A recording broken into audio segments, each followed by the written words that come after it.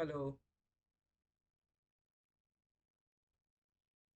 Hello dear student, વિદ્યા nursing ક્લાસીસના online YouTube platform પર તમારું હાર્દિક સ્વાગત છે.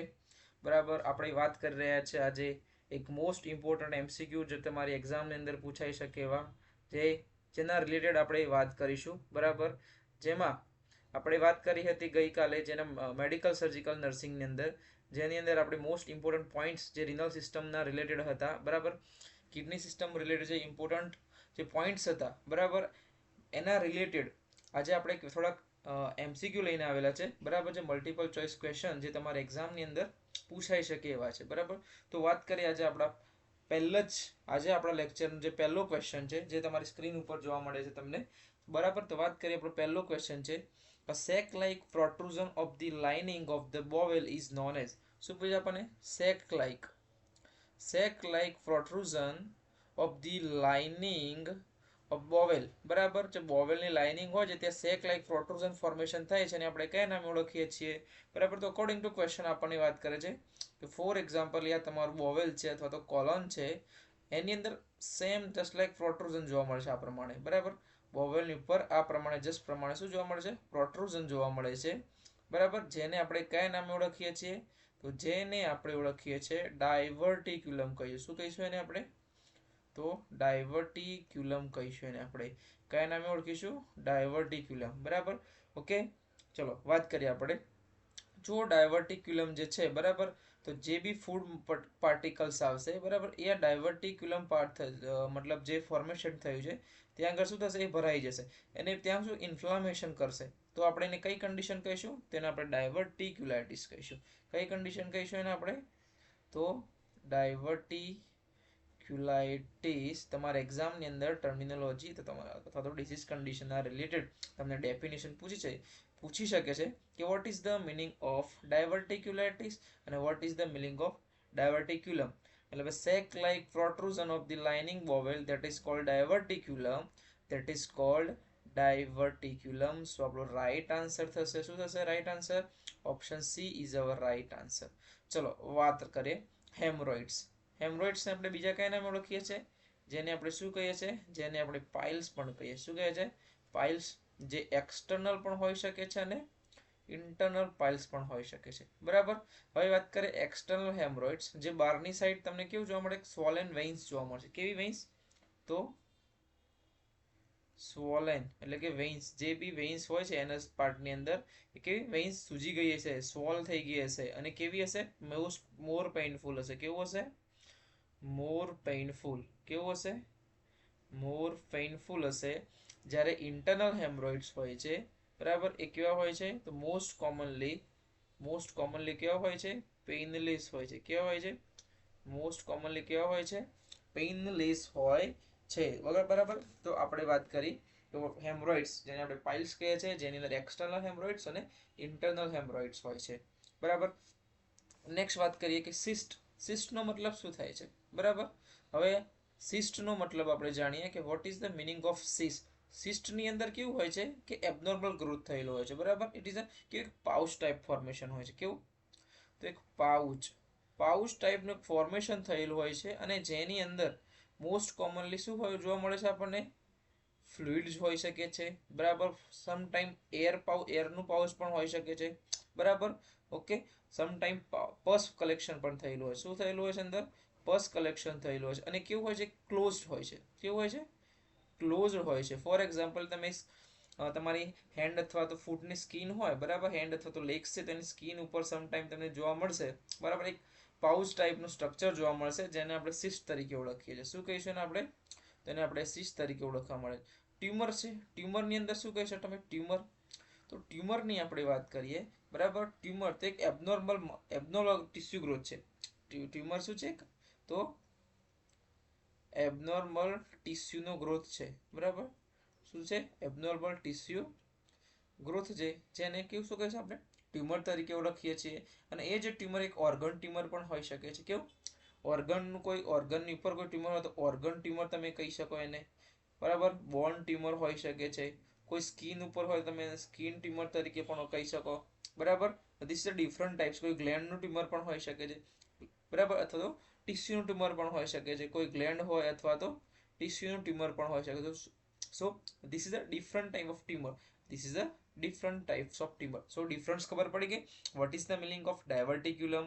What is the meaning of hemorrhoids, cyst and tumor? These are the some terminology તમારે exam ની અંદર પૂછાઈ શકે એવી છે. નેક્સ્ટ વાત કરીએ, આપણો નેક્સ્ટ ક્વેશ્ચન છે કે સિસ્ટાઇટિસ ઇઝ ધ ઇન્ફ્લામેશન ઓફ. બરાબર, સિસ્ટાઇટિસ આપણે કોને કહીશું? બરાબર, કયા પાર્ટનું ઇન્ફ્લામેશન હશે તેને આપણે સિસ્ટાઇટિસ તરીકે ઓળખીએ છીએ. બરાબર, વાત કરીએ કિડની. કિડનીનું ઇન્ફ્લામેશન થાય તેને આપણે નેફ્રાઇટિસ કહીશું. કાલે જ આપણે જોયું હતું. બરાબર, શું જોયું હતું આપણે? નેફ્રાઇટિસ. આપણે કિડનીના ઇન્ફેક્શનને શું કહે છે? નેફ્રાઇટિસ કહીએ છીએ. યુટેરસનું ઇન્ફ્લામેશન હોય, જેને યુટેરસનું જે ઇનર લેયર છે એન્ડોમેટ્રિયમ, એનું ઇન્ફ્લામેશન થાય તેને આપણે એન્ડોમેટ્રાઇટિસ કહીએ છીએ. શું કહીએ છીએ આપણે? તો એન્ડોમેટ્રાઇટિસ કહીએ છીએ આપણે એને. નેક્સ્ટ છે કે વજેનાલિસ. બરાબર, વજેનાનું ઇન્ફ્લામેશન થાય તો વજેનાલિસ તરીકે આપણે એને ઓળખીએ છીએ. વજેનાઇટિસ તરીકે શું કહે આપણે એને? તો વજેનાઇટિસ તરીકે આપણે એને ઓળખીએ છીએ. બરાબર, સો આપણો right answer urinary bladder. Urinary બ્લેડરનું ઇન્ફ્લામેશન થાય તો એને આપણે સિસ્ટાઇટિસ કહીએ છીએ. બરાબર, શું કહે છે? તો સિસ્ટાઇટિસ તરીકે ઓળખીએ છીએ. સો આપણો રાઈટ આન્સર થયો option B is the right answer. Okay, તમારે એક્ઝામની અંદર ટર્મિનોલોજી પૂછાઈ શકે છે કે what is the meaning of cystitis, what is the meaning of endometritis. This is the different definitions. Okay, ચલો નેક્સ્ટ વાત કરીએ કે most common cause of urinary tract infection. તમારે એક્ઝામનો એક પોઈન્ટ તમને આપતો ક્વેશ્ચન, એક સિમ્પલ ક્વેશ્ચન છે, તમારે એક્ઝામની અંદર પૂછવાના ચાન્સીસ 100% છે. બરાબર, most common cause of urinary tract infection. Most common cause of urinary tract infection, UTI નું મોસ્ટ કોમન કારણ કયું છે? બરાબર, સ્ટિફાઇલોકોકસ છે, સ્ટ્રેપ્ટોકોકસ છે, વજેનાલિસ છે. બરાબર, ટ્રાઇકોમોનાસ વજેનાલિસ છે કે પછી ઈ કોલાઈ છે. બરાબર, ઈ કોલાઈની વાત કરીએ આપણે, જેને આપણે શું કહીએ છીએ? તો ઇસ્કેરેશિયા કોલાઈ પણ કહીએ છીએ. શું કહે છે? ઇસ્કેરેશિયા કોલાઈ તરીકે આપણે ઓળખીએ છીએ. જે મોસ્ટ કોમનલી આપણે જીઆઈ ટ્રેકની અંદર જોવા મળે. જે આ બેક્ટેરિયા છે મોસ્ટ કોમનલી કઈ જગ્યાએ આપણે? તો જીઆઈ ટ્રેકની અંદર જોવા મળે. જીઆઈ ટ્રેકની અંદર પણ જે ઇન્ટેસ્ટાઇન હોય છે, બરાબર, જે ઇન્ટેસ્ટાઇન હોય છે ત્યાં મોસ્ટ કોમનલી બરાબર જોવા મળે છે. જે કેવા? ગ્રામ નેગેટિવ હોય છે. કેવા છે? તો ગ્રામ નેગેટિવ હોય છે. પ્લસ કેવા? રોડ શેપની અંદર જોવા મળે છે. કેવા? તો રોડ શેપ એનો એક, બરાબર, રોડ શેપની અંદર જો, એટલે કે સિમ્પલી આપણને આ ટાઈપ્સના બેક્ટેરિયા જોવા મળે છે, રોડ શેપના જોવા મળે છે. ઓકે, તો વાત કરીશું કે મોસ્ટ કોમનલી જીઆઈ ટ્રેકની અંદર જોવા મળે છે. જીઆઈ ટ્રેકની અંદર મોસ્ટ કોમનલી ઇન્ટેસ્ટાઇનની અંદર જોવા મળે છે. અને યુરિનરી ટ્રેક્ટ ઇન્ફેક્શન માટે મોસ્ટ કોમન માઇક્રો ઓર્ગેનિઝમ જવાબદાર હોય તો એ છે આપણો ઈ કોલાઈ. સ્ટ્રેપ્ટોકોકાઈ ઇન્ફેક્શન અને streptococcal infection, these are most probably staphylococcus અને સ્ટ્રેપ્ટોકોકસ મોસ્ટ કોમનલી આપણને રેસ્પિરેટરી ડિસઓર્ડરની અંદર જોવા મળે છે. કેવા? તો જે રેસ્પિરેટરી ડિસઓર્ડર હોય, બરાબર, રેસ્પિરેટરી ડિસઓર્ડર હોય એની અંદર આપણને મોસ્ટ કોમનલી સ્ટિફાઇલોકોકસ અને સ્ટ્રેપ્ટોકોકસનું ઇન્ફેક્શન જોવા મળે છે.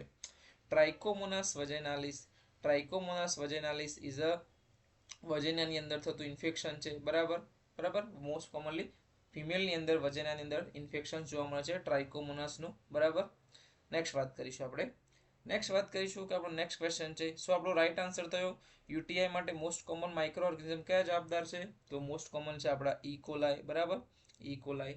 ચલો નેક્સ્ટ ક્વેશ્ચનનો રાઈટ આન્સર શું થશે? ચલો જવાબ આપો.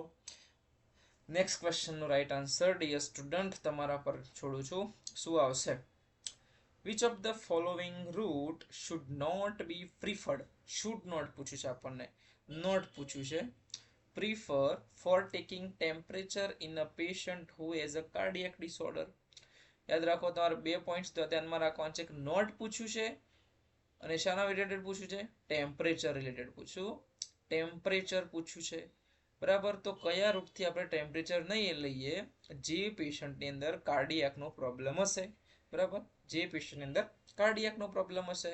બરાબર, તો ટેમ્પરેચર નોર્મલી કેટલું હોય છે આપણે? તો 37 ડિગ્રી સેલ્સિયસ અથવા તેને 98.6 ડિગ્રી ફેરનહીટ તમે કહી શકો છો. બરાબર, મોસ્ટ એક્યુરેટ સાઇટ કઈ છે? તમને લખાઈ દઉં. મોસ્ટ રિલાયેબલ મેથડ કઈ છે? તો જેમાં તમે કહી શકો તમે તો રેક્ટલ ટેમ્પરેચર જે હોય છે એક મોસ્ટ રિલાયેબલ છે. બરાબર, કેવી મોસ્ટ રિલાયેબલ છે ને મોસ્ટ કોમનલી યુઝ થતી કઈ મેથડ છે? મોસ્ટ કોમનલી યુઝ થતી મેથડ છે એક્ઝિલા. મોસ્ટ કોમનલી કેવી છે? Axilla. But most reliable is a rectal method, જેની અંદર આપણે ઇન્ટરનલ બોડી ટેમ્પરેચરનું મેઝરમેન્ટ કરે છે. કેવા? Internal body temperature. બરાબર, ઇન્ટરનલ બોડી ટેમ્પરેચરનું મેઝરમેન્ટ કહીએ છીએ. So it is a most reliable method છે. મોસ્ટ કોમનલી યુઝ થતી મેથડ કઈ? તો એક્ઝિલા દ્વારા જે આપણે જે ઇલેક્ટ્રિકલ થર્મોમીટર હોય છે એના દ્વારા જે લઈએ છીએ ને, જે ડિજિટલ થર્મોમીટર હોય છે એ મેથડ એ મોસ્ટ કોમનલી આપણે યુઝ કરતા હોય છે. જે દરેક સ્ટુડન્ટ જેને બી આપણે વોર્ડની અંદર ડ્યુટી કરી હશે દરેકે એક્ઝિલરી જે ટેમ્પરેચર હોય છે જે ડિજિટલ થર્મોમીટર દ્વારા દરેકે લીધેલું હોય છે, જેની અંદર ફેરનહીટ બી બતાવે છે અને સેલ્સિયસ પણ બતાવે છે. જેને મોસ્ટ કોમનલી આપણે કેટલા મિનિમમ 3 મિનિટ સુધી આપણે રાખીએ. બરાબર, મિનિમમ 3 મિનિટ સુધી હોય. બરાબર, તો આપણને એક્ઝિલરી ટેમ્પરેચર જે ડિજિટલ થર્મોમીટર પર મળી જાય છે. તો આપણને એક ક્વેશ્ચન પૂછ્યો છે કે ટેમ્પરેચર બરાબર કયો રૂટ આપણે પ્રિફર નહીં કરીએ જે પેશન્ટ કાર્ડિયાક ડિસઓર્ડરનું હશે? કેવું પેશન્ટ હશે? તો કાર્ડિયાક ડિસઓર્ડરનું પેશન્ટ હશે. બરાબર, બીકોઝ ઓફ ફોર એક્ઝામ્પલની તમને વાત કરું, કાર્ડિયાક ડિસઓર્ડરની અંદર ટ્રેકીકાર્ડિયા, બ્રેડીકાર્ડિયા, ડિસિથેમિયાનું પેશન્ટ્સ હોઈ શકે છે, જેની અંદર થોડું પણ સ્ટિમ્યુલેશન આપવાના કારણે અંદર ટેકીકાર્ડિયા, બ્રેડીકાર્ડિયાની કન્ડિશન્સ ફોર્મ થઈ શકે છે. તો વાત કરીએ કે ઓરલ ટેમ્પરેચર લેવાથી કાર્ડિયાક કોઈ પણ પ્રકારનો પ્રોબ્લેમ્સ જોવા મળશે નહીં.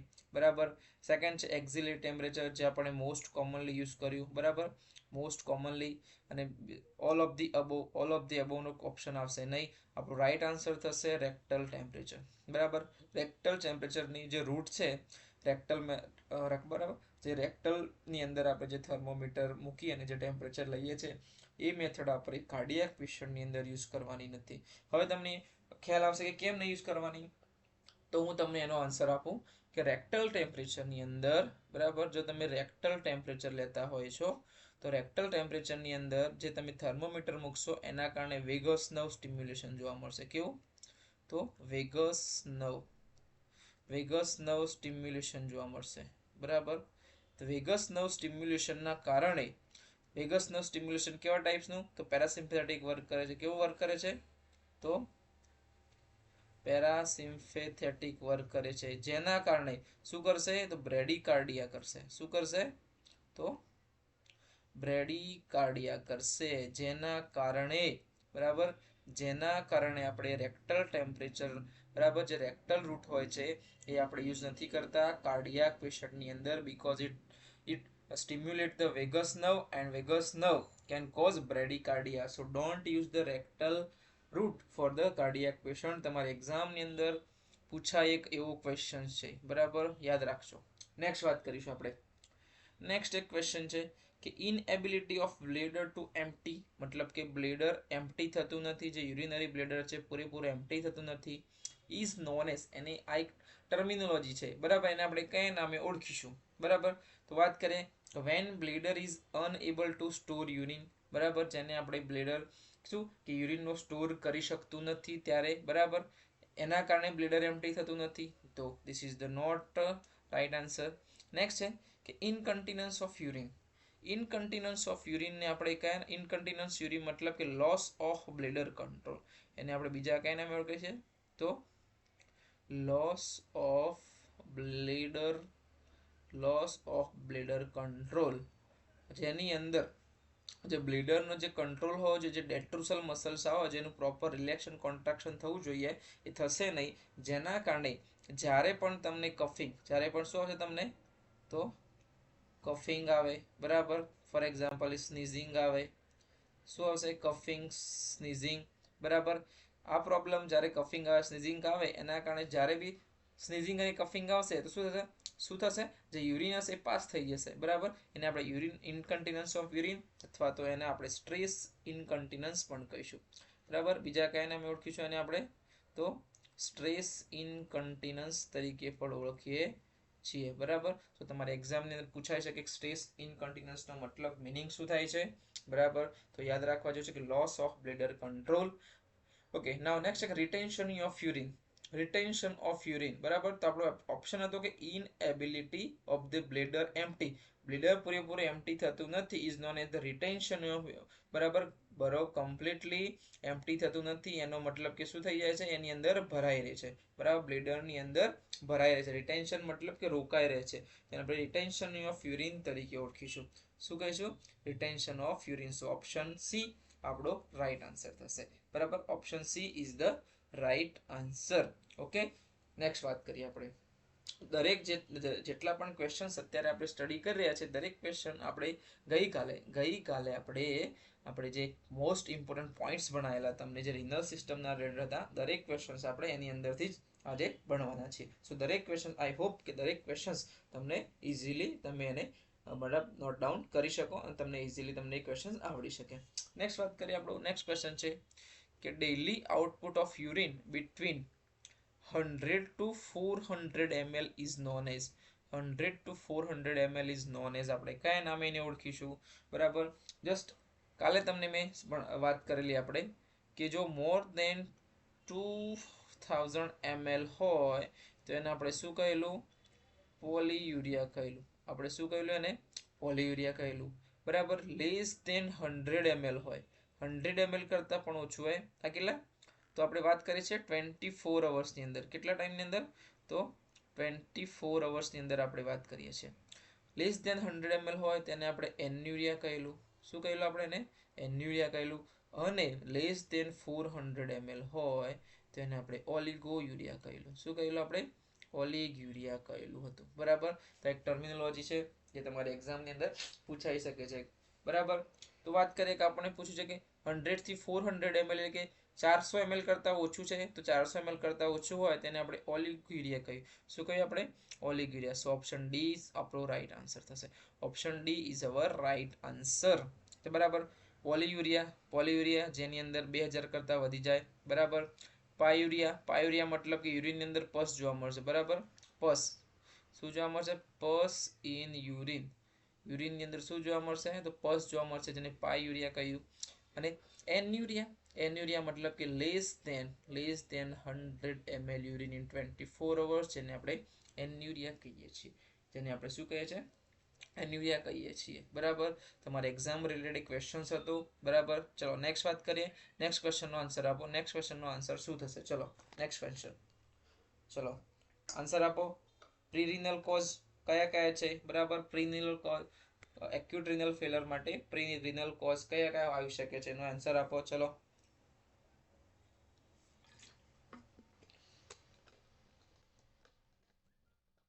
ઓકે ચલો તો વાત કરીએ આપણે પ્રીરિનલ કોઝ બરાબર. What is the meaning of prerenal cause, intrarenal cause અને પોસ્ટ રિનલ કોઝ? પહેલાં તમને એનો મતલબ સમજાવી દઉં કે પ્રીરિનલ કોઝ કોને કહે, ઇન્ટ્રારિનલ કોઝ આપણે કોને કહીશું. ચલો વાત કરું તમને પહેલાં તો what is the meaning of prerenal cause અને ઇન્ટ્રારિનલ કોઝની વાત કરીએ. ચલો સમજાવી દો પહેલાં તો કે પ્રીરિનલ કોઝ, સેકન્ડ છે ઇન્ટ્રારિનલ કોઝ. સેકન્ડ કયું છે? ઇન્ટ્રારિનલ કોઝ. તમારી જે નોટબુક હોય એની અંદર તમે નોટ ડાઉન કરી દેજો. તમારે એક્ઝામની અંદર પૂછાઈ શકે, પ્રીરિનલ પૂછાઈ શકે, ઇન્ટ્રારિનલ અને પોસ્ટ રિનલ કોઝ કયા હોય છે એ તમને પૂછાઈ શકે એવા છે. પોસ્ટ રિનલ કોઝ બરાબર. Post renal cause. ચલો વાત કરીએ આપણે કે પ્રીરિનલ કયા આવશે, પોસ્ટ રિનલ કયા આવશે અને ઇન્ટ્રારિનલ કયા આવશે. ચલો વાત કરીએ આપણે. પોસ્ટ પ્રીરિનલ મતલબ કે આપણી જે કિડની છે એની ઉપર કોઈ પ્રોબ્લેમ્સ હોય બરાબર. આપણી કિડની છે એની ઉપર કોઈ પ્રોબ્લેમ્સ હોય જેના કારણે પ્રોપર બ્લડ સપ્લાય અને ઓક્સિજન સપ્લાય પ્રોપર ના આવે તો કિડની અંદર પ્રોબ્લેમ્સ જોવા મળશે, જેને આપણે પ્રીરિનલ કોઝ કહીએ. ઇન્ટ્રારિનલ મતલબ કે ઇન્ટુ ધ કિડનીની અંદર જો કોઈ પ્રોબ્લેમ્સ હોય તેને આપણે ઇન્ટ્રારિનલ કહીશું. અને કિડની પછી એટલે કે જે આપણો યુરિનરી ટ્રેક્ટ આવે છે, જેની અંદર યુરેટર આવશે, બ્લેડર આવશે, યુરેથર આવશે બરાબર, યુરેથ્રલ ઓપનિંગ બરાબર, પ્રોસ્ટેટ ગ્લેન્ડ આની અંદર કોઈ પ્રોબ્લેમ્સ જોવા મળે એટલે કે યુરિનરી ટ્રેકની અંદર પ્રોબ્લેમ જોવા મળે તો એને આપણે પોસ્ટ રિનલ કોઝ કહીશું. સો તમને યાદ ખબર પડી કે what is the meaning of pre renal, intra renal અને પોસ્ટ રિનલ. પ્રી રિનલ એટલે કિડનીની ઉપર, ઇન્ટ્રા રિનલ એટલે કિડનીની અંદર, પોસ્ટ રિનલ એટલે કિડનીની નીચે જે આપણો યુરિનરી ટ્રેક્ટ આવેલો છે ત્યાં. ચલો વાત કરીએ કયા કયા હોઈ શકે છે. તો for example hypovolaemia is pre renal cause. Hypovolaemia કેમ? બીકોઝ ઓફ બ્લડ વોલ્યુમ ઓછું હશે તો કિડનીને સપ્લાય ઓક્સિજન અને બ્લડ સપ્લાય ઓછો મળશે. એ જ રીતે હાઇપોટેન્શન હોઈ શકે છે. શું હોઈ શકે? હાઇપોટેન્શન હોઈ શકે. બીજું કિડનીની બ્લડ સપ્લાય ઓબ્સ્ટ્રક્ટ કરતું, ફોર એક્ઝામ્પલ રિનલ સ્ટીનોસિસ હોય. શું હોય? તો રિનલ આર્ટરી હોય બરાબર, અથવા તો વેઇન. રિનલ આર્ટરી અથવા તો રિનલ વેઇનની અંદર શું જોવા મળે? તો સ્ટીનોસિસ એટલે કે નેરો થઈ ગઈ હોય બરાબર, જેના કારણે પ્રોપર રિનલ જે આપણી જે કિડની હશે પ્રોપર બ્લડ સપ્લાય અને ઓક્સિજન સપ્લાય મળી શકશે નહીં. બીજું કે મેઝેન્ટરિક આર્ટરી હોય, જે એક જે મેઝેન્ટરિક જે મેઇન આર્ટરી છે આપણી, કઈ મેઝેન્ટેરિક આર્ટરી હોય એનું સ્ટીનોસિસ અથવા તો એનું ઓબ્સ્ટ્રક્શન થઈ ગયેલું હોય. મેઝેન્ટેરિક આર્ટરીનું સ્ટીનોસિસ બરાબર અથવા તેનું ઓબ્સ્ટ્રક્શન થઈ ગયું જેના કારણે રિનલ આર્ટરી જો છે એને પ્રોપર બ્લડ સપ્લાય પૂરું નહીં પાડી શકે. નેક્સ્ટ વાત કરી શકીએ કે ફોર એક્ઝામ્પલ એ પેશન્ટ ડિહાઇડ્રેટેડ હોય. કેવું?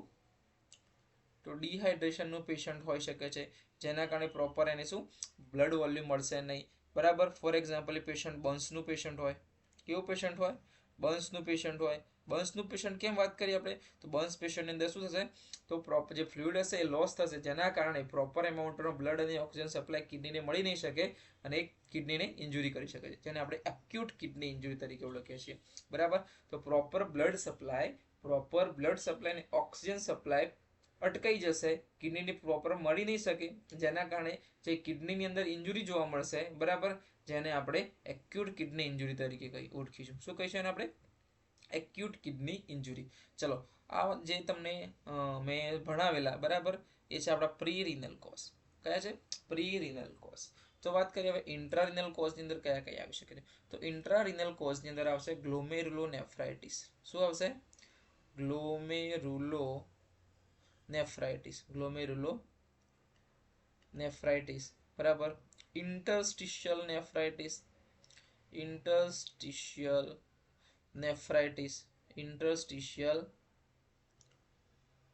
નેફ્રાઇટિસ બરાબર. એક આવે છે કે એક્યુટ ટિબ્યુલર નેક્રોસિસ, એટલે કે જે પણ કિડની અંદર જે ટિબ્યુલ્સ આવેલા હોય છે બરાબર, જે પણ નેફ્રોનની અંદર જે ટિબ્યુલ્સ આવેલા હોય છે એનું નેક્રોસિસ થઈ જશે બરાબર. એટલે કે એક્યુટ ટિબ્યુલર નેક્રોસિસ બરાબર. necrosis, this is acute tubular necrosis is the most common, it is a most common cause for the acute kidney injury બરાબર. ઇન્ટ્રારિનલ કોઝની અંદર મોસ્ટ કોમન કોઝ છે એક્યુટ ટ્યુબ્યુલર નેક્રોસિસ, જે એક્યુટ કિડની ઇન્જુરીને બરાબર acute kidney ઇન્જુરી એના કારણે જોવા મળે છે.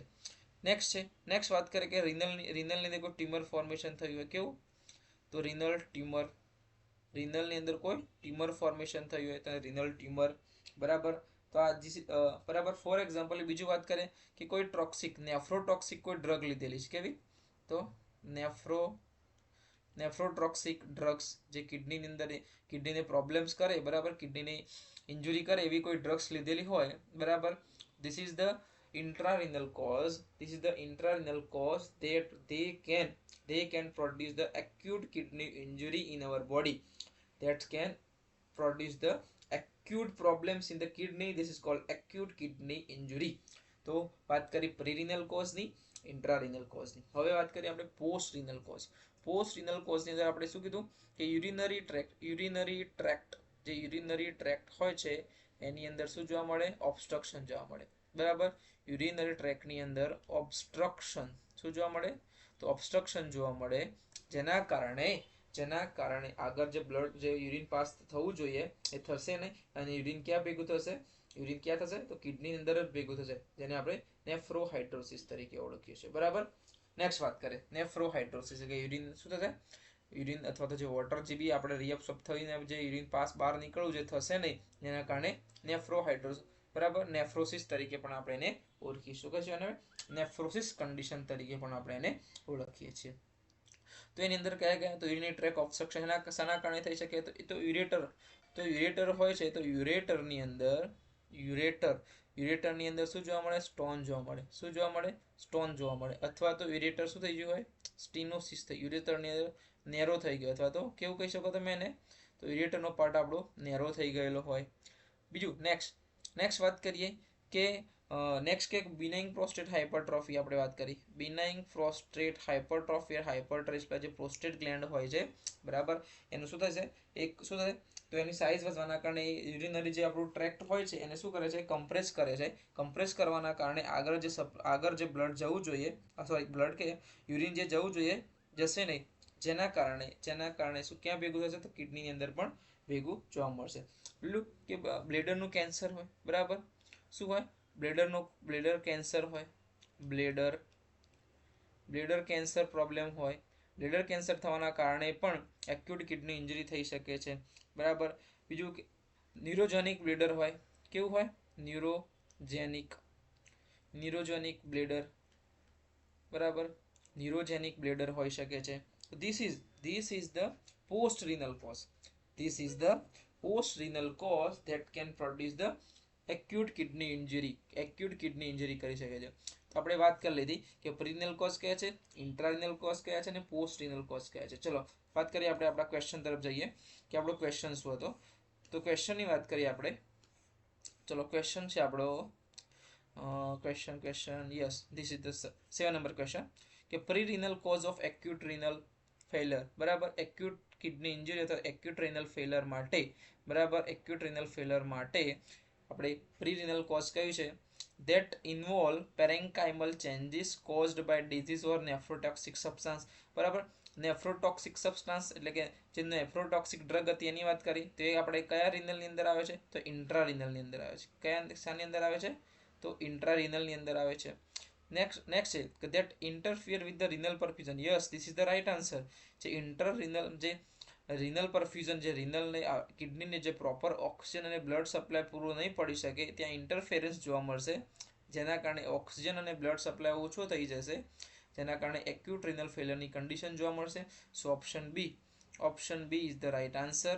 નેક્સ્ટ છે કે that obstruct urinary tract obstruct થાય, એ આપણે શાની અંદર જોયું, તો પોસ્ટ રિનલની અંદર જોયું. ક્યાં જોયું, તો પોસ્ટ રિનલની અંદર જોયું. So option B is the right answer. ચલો નેક્સ્ટ વાત કરીએ કે most common intrarenal cause of acute renal failure. આપણે પૂછ્યું છે કે એક્યુટ રિનલ ફેલરની અંદર મોસ્ટ કોમન પૂછ્યું છે, એ પણ કયું, તો ઇન્ટ્રારિનલ મોસ્ટ કોમન કોઝ મેં તમને આગળ ભણાવ્યા પ્રમાણે કયું હતું, તો આગળ ભણાવ્યું તમને એક્યુટ ટ્યુબ્યુલર, કયું હતું, તો acute tubular necrosis is a most common હતું. સો આપણો acute tubular necrosis option C આપણો રાઈટ આન્સર થશે. Glomerulonephritis also intrarenal cause.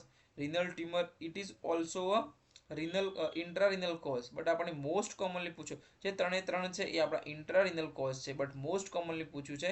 સો મોસ્ટ કોમનલી આવશે એક્યુટ ટ્યુબ્યુલર નેક્રોસિસ.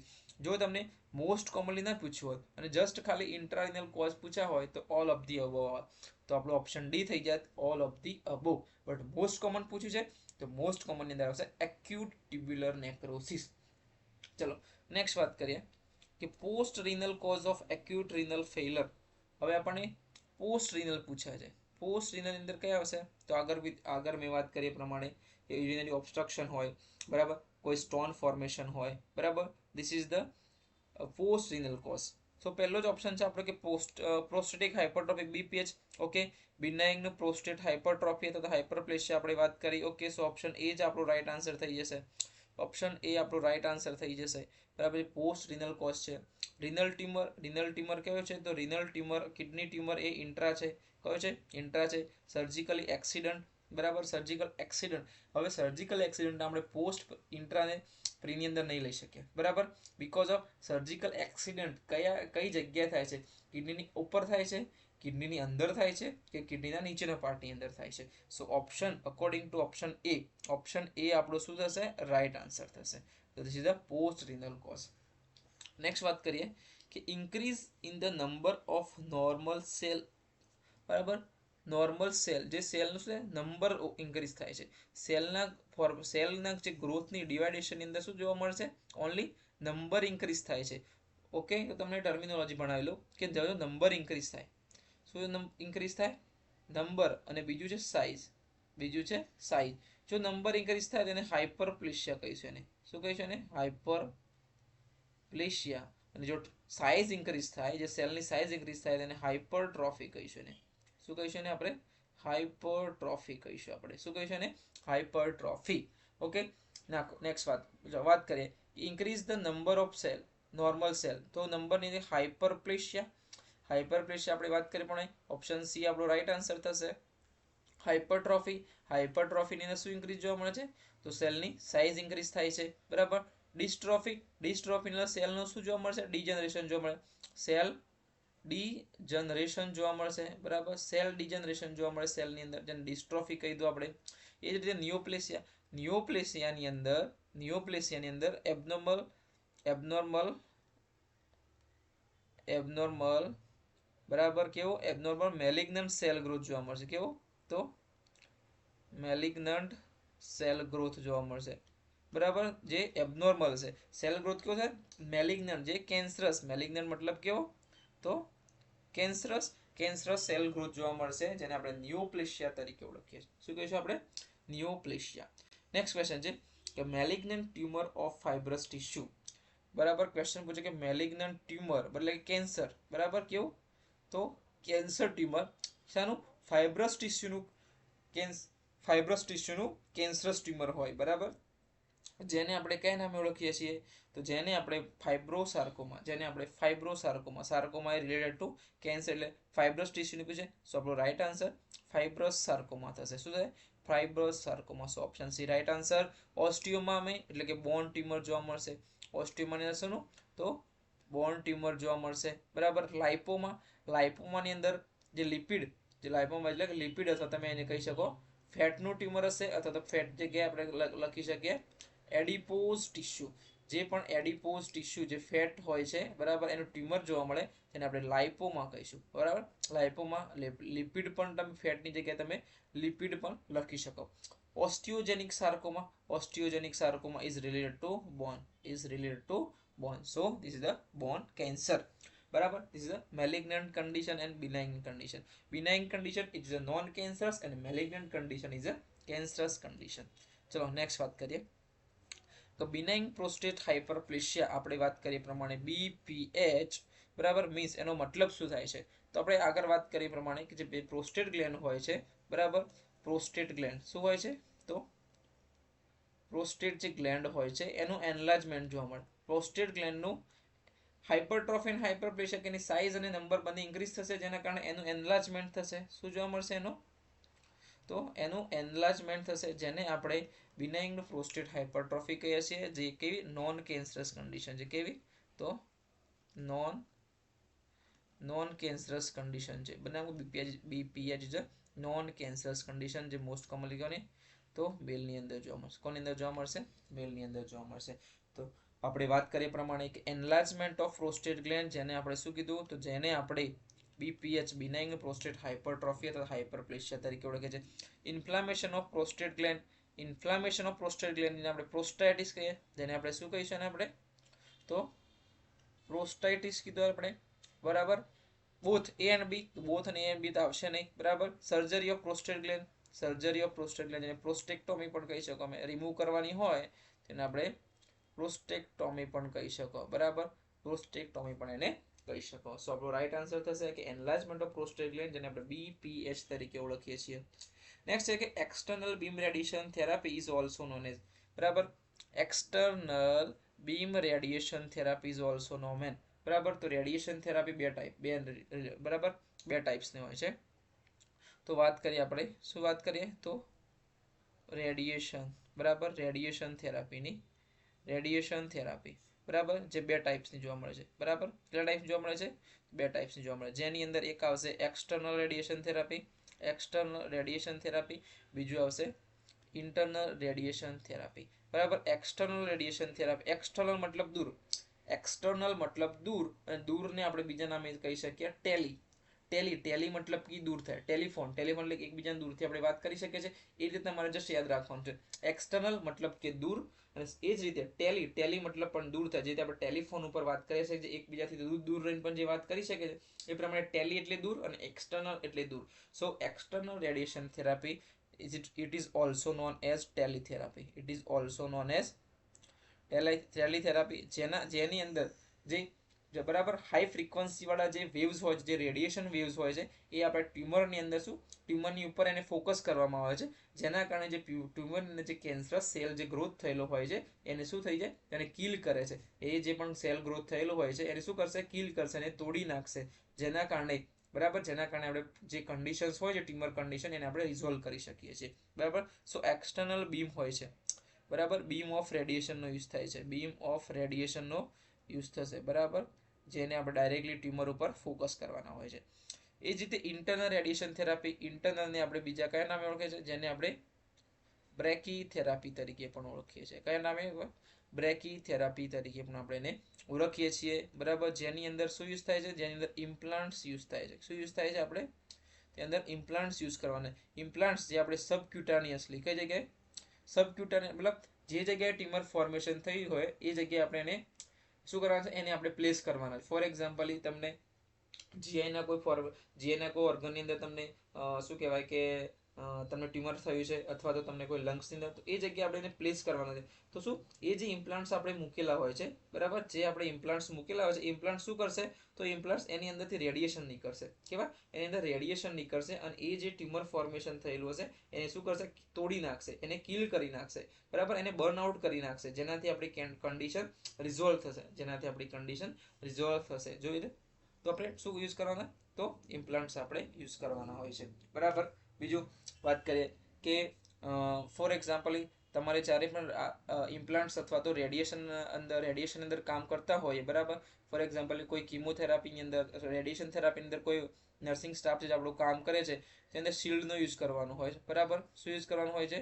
તો શિલ્ડનો યુઝ કરવાનો, અથવા તમે એને કહી શકો શું, એપ્રન, જે લેડ એપ્રન આવે છે, બરાબર, જે લેડ એપ્રન જે આવે છે આપણે એનો યુઝ કરવાનો હોય છે. બીજું કે મેક્સિમમ એક શિફ્ટની અંદર મેક્સિમમ ડ્યુરેશન કેટલો રાખવાનો છે, મેક્સિમમ 30 મિનિટ સુધી આપણે બરાબર એના કોન્ટેક્ટમાં રહેવાનું હોય છે, બરાબર. અને બરાબર પર પેશન્ટ, બરાબર, એક પેશન્ટની અંદર તમારે એપ્રોક્સ પર પેશન્ટે તમારે એપ્રોક્સ કેટલો ટાઈમ, તો 5 મિનિટનો ટાઈમ આપવાનો. કેટલો? 5 મિનિટનો તમારે ટાઈમ એક પેશન્ટને, મોસ્ટ પ્રોબેબિલિટી તમારે એક પેશન્ટ જોડે એપ્રોક્સ 5 મિનિટ સુધી રહેવાનું હોય છે, અને આખી શિફ્ટ દરમિયાન મેક્સિમમ તમારે 30 મિનિટ સુધી જ રેડિયેશનના કોન્ટેક્ટમાં આવવાનું હોય છે, બરાબર. અને એ પણ કોને કોન્ટ્રાઇન્ડિકેશન કરવાનું, તો રેડિયેશન થેરાપીની કોન્ટ્રાઇન્ડિકેશન પ્રેગ્નન્ટ વુમન હોય, બરાબર. કેવા?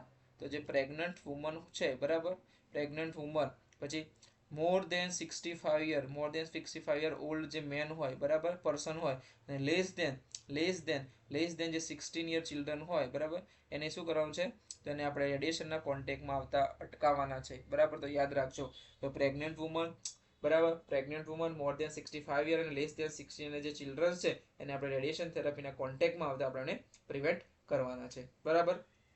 તો આ હતું થોડીક રિલેટેડ કે સના રિલેટેડ, તો રેડિયેશન થેરાપી રિલેટેડ, બરાબર, રેડિયેશન થેરાપી રિલેટેડ થોડા ક્વેશ્ચન્સ, થોડા ક્વેરી હતી તમારી. બીજું કે વાત કરીએ કીમોથેરાપી, એક વર્ષ આવે છે કીમોથેરાપી. કયો આવે છે? કીમોથેરાપી, જેની અંદર હાઈ ડોઝ ઓફ આપણે એન્ટીબાયોટિક્સ યુઝ કરીએ છીએ, જેની અંદર મોસ્ટ કોમન, બરાબર, most common early side effect કઈ જોવા મળે છે, તો મોસ્ટ અર્લી સાઇડ ઇફેક્ટ જો બોલે તો તમે કહીશો એનોરેક્ઝિયા. શું કહીશ તમે? એનોરેક્ઝિયા, અથવા તમે એને કહી શકશો નોઝિયા, બરાબર. અને જો લેટ પૂછે તો લેટની અંદર આવશે એલોપેશિયા. શું આવશે? એલોપેશિયા, બરાબર, યાદ રાખજો. જો તમને લેટ પૂછે તો એલોપેશિયા, અને અર્લી પૂછે છે તો એનોરેક્સિયા અથવા નોઝિયા, એ કીમોથેરાપીની મોસ્ટ કોમન સાઇડ ઇફેક્ટ છે. કીમોથેરાપીની અંદર મોસ્ટ કોમન સાઇડ ઇફેક્ટ છે. કીમોથેરાપીની અંદર આપણે ડ્રગ્સનો યુઝ કરીએ છીએ. શાનો યુઝ કરીએ છીએ આપણે? તો ડ્રગ્સનો આપણે યુઝ કરીએ છીએ. ચલો નેક્સ્ટ વાત કરીએ. આપણો નેક્સ્ટ ક્વેશ્ચન કયો છે? તો નેક્સ્ટ ક્વેશ્ચન છે કે what do you mean by borborygmi? બાર્બોરિગમસનો મિનિંગ શું થાય છે? આપણને ક્વેશ્ચન પૂછ્યું છે બાર્બોરિક. ઓકે, નેક્સ્ટ સોરી, આપણો ક્વેશ્ચનનો આન્સર આપવાનો રહી ગયો. આપણો ક્વેશ્ચન હતો કે એક્સટર્નલ રેડિયેશન થેરાપી, તો એક્સટર્નલ એટલે દૂર, દૂર મતલબ કે ટેલિથેરાપી. સો આપણો ઓપ્શન બી શું થશે? રાઈટ આન્સર થશે. ઓપ્શન બી રાઈટ આન્સર થશે. ચલો વાત કરીએ. આપણો નેક્સ્ટ ક્વેશ્ચન કયો હતો? What do you mean by borborygmus? બાર્બોરિગ્મસનો મતલબ શું થાય છે? બાર્બોરિગ્મસનો મતલબ શું થાય છે? બરાબર, બાર્બોરિગ્મસનો મતલબ થશે કે કેવો રમ્બલિંગ અને ગાર્ગલિંગ સાઉન્ડ જોવા મળશે. સાઉન્ડ જોવા મળશે. કેવો? રમ્બલિંગ and gargling. રમ્બલિંગ and gargling sound on જે બી ઇન્ટેસ્ટાઇન હતો કોલોન કહી શકો. બરાબર, જ્યારે પણ સ્ટેથોસ્કોપનો યુઝ કરી અને તમે જ્યારે જે બોવેલ સાઉન્ડ ચેક કરતા હશો ત્યારે તમને કેવા રેમ્બલિંગ અને ગાર્ગલિંગ સાઉન્ડ જોવા મળશે, જેને આપણે બાર્બોરિગ્મસ તરીકે ઓળખીએ છીએ. રપ્ચર ઓફ હેમરોઇડ્સને આપણે શું કહીશું? ના, રપ્ચર ઓફ હેમરોઇડ્સ મતલબ એને બ્લીડિંગ થશે. ઇન્ફ્લામેશન ઓફ ક્રેનિયલ નર્વ, જેને આપણે ક્રેનિયલ ન્યુરાઇટિસ કહીશું. શું કહીશું આપણે એને? તેને આપણે ક્રેનિયલ ન્યુરાઇટિસ કહીશું. ક્રેનિયલ ન્યુરાઇટિસ કહીશું એને. તો ક્રેનિયલ નર્વનું ઇન્ફ્લામેશન, ક્રેનિયલ ન્યુરાઇટિસ. નેક્સ્ટ છે કે sound heard over the large intestine. Yes, sound heard over the large intestine. બરાબર, this is the right answer. અથવા તો કોલોનની ઉપર આપણે જે સ્ટેથોસ્કોપનો યુઝ કરીને જે સાઉન્ડ હર્ડ કરીએ છીએ એ સાઉન્ડ આપણે રમ્બલિંગ અને ગર્ગલિંગ સાઉન્ડ જોવા મળશે, જેને આપણે બાર્બોરિગ્મસ તરીકે ઓળખીએ છીએ. અને ઇન્ફ્લામેશન ઓફ હેર ફોલિકલ્સ, જેને આપણે ફોલિક્યુલાઇટિસ કહીશું. શું કહીશું એને આપણે? તો ફોલિક્યુલાઇટિસ તરીકે ઓળખીએ છીએ. બરાબર, folliculitis. So this right answer option C is the right answer. બરાબર, જે હર્ટ સાઉન્ડ જે લાર્જ ઇન્ટેસ્ટાઇન તો કોલોનની અંદર જે આપણે સ્ટેથોસ્કોપ દ્વારા જે સાઉન્ડ જે આપણે સાંભળીએ છીએ એ સાઉન્ડને બાર્બોરિગ્મસ તરીકે કહે છે, જેની અંદર ફ્લેટસ, બરાબર, સોરી, કે જે એર અથવા તો જે ફૂડ પાર્ટિકલ્સની જે મૂવમેન્ટ થતી હશે, જે ગેસ અથવા જે એરની જે મૂવમેન્ટ થતી હશે એ મૂવમેન્ટ્સના કારણે જે સાઉન્ડ આવશે, જે રમ્બલિંગ અને ગાર્ગલિંગ સાઉન્ડ હશે, જેને બાર્બોરિગ્મસ તરીકે ઓળખીએ છીએ.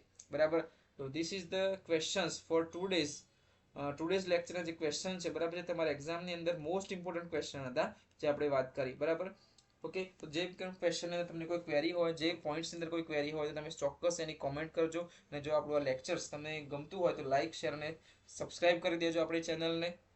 બરાબર, નેક્સ્ટ આપણે મળીશું. આપણા જે નેક્સ્ટ લેક્ચર હશે ત્યારે આપણે મળીએ, તેની અંદર ફંડામેન્ટલ ઓફ નર્સિંગ હોય, નર્સિંગ અને મેડિકલ સર્જિકલ નર્સિંગ જે ઇમ્પોર્ટન્ટ સબ્જેક્ટ છે એની આપણે વાત કરીશું. બરાબર, thank you so much student. બરાબર, મળીશું આપણે આપણા નેક્સ્ટ લેક્ચરની અંદર. Thank you so much.